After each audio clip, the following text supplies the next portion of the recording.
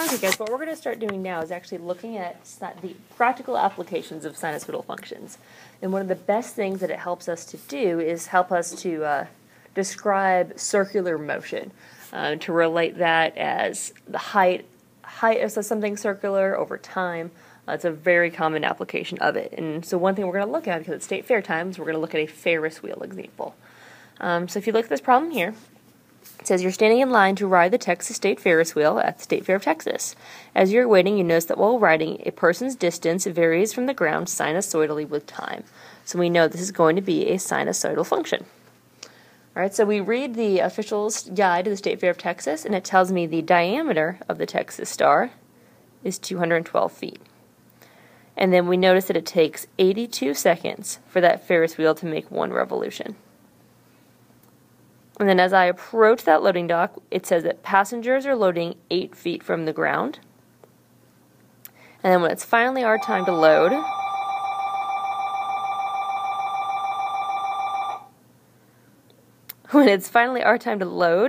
they load a few other cars. So we get on the Ferris wheel, it kind of pushes us back some, and then as it loads a few more people. And then when it finally is fully loaded, then it starts to turn. So we're going to time how long that takes. So from the time we're on that Ferris wheel, it takes us 50 seconds to reach the top. Okay, so something to think about there again with that Ferris wheel. Basically, you're on that Ferris wheel at the bottom. So then it loads more people, that moves you back this way before your Ferris wheel actually starts to turn. So that's kind of what's going on there. Okay, so first thing, we're going to figure out some information about this Ferris wheel. We want to know how high that Ferris wheel is from the top. Alright, so I know that the Ferris wheel has a diameter of 212 feet, and it starts loading 8 feet from the ground. So I take that diameter, add it to where it starts. That tells me where the highest point is going to be. Alright, so next part I want to figure out is what time that stopwatch will read when I get down to the bottom. So I know it takes 50 seconds to get to the top. Okay, and again, that was a little bit different because I started farther back before I actually continued to go. But if it takes 82 seconds for one revolution, then for half of a revolution, it's going to take 41 seconds. So that means it is going to take me 91 seconds. It will be at 91 seconds when I am finally back down at the bottom. So the next question asks is how much total time will it take to reach the top for the second time? So again, at this point, I'll have 91, and I'm going to add another half of a revolution, and I will be at 132 seconds. Or I could have done 50 plus 82, and that puts me at 132 seconds still. Okay, so what we're going to do now is I'm actually going to draw a graph of what's going on here. And I'm going to draw it over here on the side where I've got a little bit more space. Okay, now whenever you're drawing these, make sure you guys label your axes so you know what all the stuff stands for. Alright, so my independent variable, my x, is going to be my time. Okay, so I'm going to mark some of the times that I know on here. I know some heights that are going to be on my y-axis. Okay, so my y-axis is going to be my height. So my y-axis, let's do that one first. That's going to be my height, and that is in feet. So the highest point that I'm going to need to mark on here is the top of the Texas Star, which is at 220 feet. Then the lowest point I'm going to mark on here is when I start loading on this Ferris wheel, and that's a height of 8 feet. Alright, on my x-axis is going to be time, and that is in seconds.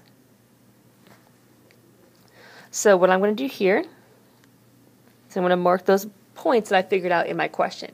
So the first point I knew is from the question. It tells me it takes 50 seconds until I reach the top of my graph, or to the top of my Ferris wheel. Then from answering those questions, we realized at 91 seconds I would be at the bottom, and then at 132 seconds I would be back to the top. So we said it varied sinusoidally, so I'm going to connect this as part of a sine wave. So there is my graph of the situation. So what we're going to do now is after we have the picture, we're actually going to write the equation of this sinusoid and use that equation to answer some questions. And I'm going to go ahead and write that here because it'll be a little bit simpler while I'm looking at my picture. So if you guys remember, we've seen this equation a few times now. And if you guys have forgotten how to write these equations, you might want to go back and look at some of your old notes or quizzes or come in for tutoring to ask some questions, because you are going to have to be able to write these equations in order to answer these questions. So we're going to find all these different parts. Alright, so we're going to go ahead and find these actual parts. So we're going to start with C. And if you guys remember, C is my vertical shift, or the height of the middle. Now the middle actually is not listed on here, so we actually need to figure out on our own what that's going to be. But if you think about halfway in between 220 and 8, it's kind of the average of those two numbers, the midpoint of those two numbers.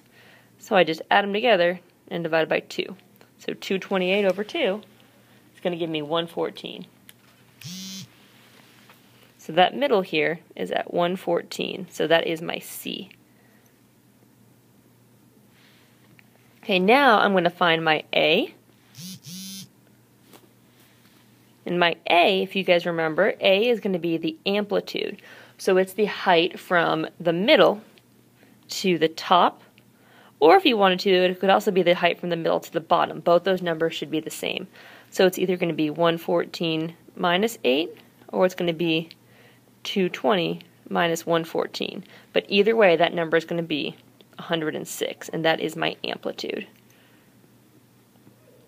Now remember, you can write these graphs as sine or cosine. I'm going to go ahead and write this one as a cosine graph just because I know where my highest point is. It's going to be a little bit simpler to write it that way. Okay, now B, if you guys remember, B had to do with our period. So B was equivalent to 2 pi divided by my period. And so if I look, I can write this. I need to find my period. It's the distance, basically how long it takes to make one revolution, which we actually know from the question is 82 seconds. Okay, but if I didn't know from my question, I could also look at my graph. And it goes from a high point to a high point. It completes one full cycle still in 82 seconds. So my B number is going to be 2 pi over 82, or I'm going to go ahead and write that as pi over 41. So then the last part of my equation is going to be x minus d, and d, if you guys remember, d is the horizontal shift, and or the phase shift. And the phase shift for a cosine function is a high point. So I'm going to find a high point on my graph, and that x value of a high point is 50. So this is going to be x minus 50. And that is my equation of the graph. Okay, so what I'm going to do is I'm going to rewrite this on the second half so we can use this equation to answer some questions about this situation. Alright, so using this equation, we're going to try to predict my height at certain time intervals. So what I'm really evaluating here, if I want to know the height, if you guys remember from my graph, my height was my y. And my time was on the x-axis. So really what I'm evaluating here is this function at 15. So f of 15, I just take 15 and plug that in for x. So all I'm doing is 114 plus 106 cosine pi over 41 x minus 50. And that x is getting replaced with 15. And this is going to help me see my height at 15 seconds. So if I just typed it in my calculator, if I watch my parentheses, and I make sure my mode is correct, and my calculator's going a little slow here.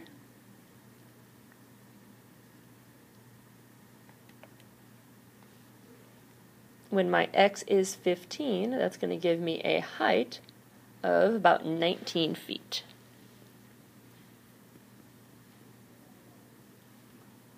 Or 19.006 feet if I'm doing 3 decimal places. Okay, if I want to evaluate this function, if I want to do f of 75, again, same thing. I'm going to take that 75 and replace it with my x. The last one's a little tricky because it's 5 minutes. Now remember, my x-axis was in terms of seconds, so I actually have to evaluate this not at 5, but at 60 times 5. Which is 300.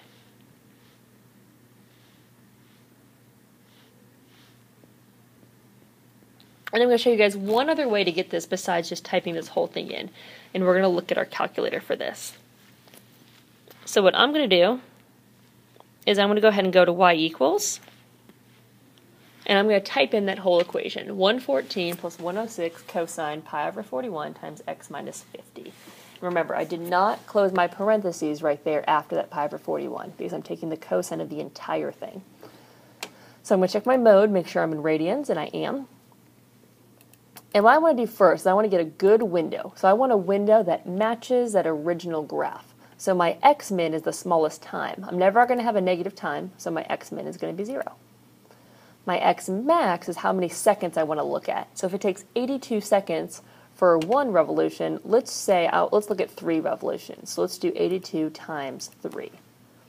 My scale is just how often I have those little tick marks, so 11 is good enough.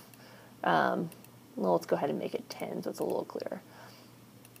All right, my y-min is the lowest height that I need to look at. And if you think about that, that minimum height we said was 8, because that's when I start loading cars. Then the highest point is my y-max. The highest height I reached was 220. And then how often I have those little tip marks, so we'll just make them every 10. So now I should be able to see a good picture. Here's my height on my Ferris wheel. So as time goes by, these are my height. This is my height as I carry on in this graph. So again, like I said, there's a little bit of a shortcut to find some of these heights.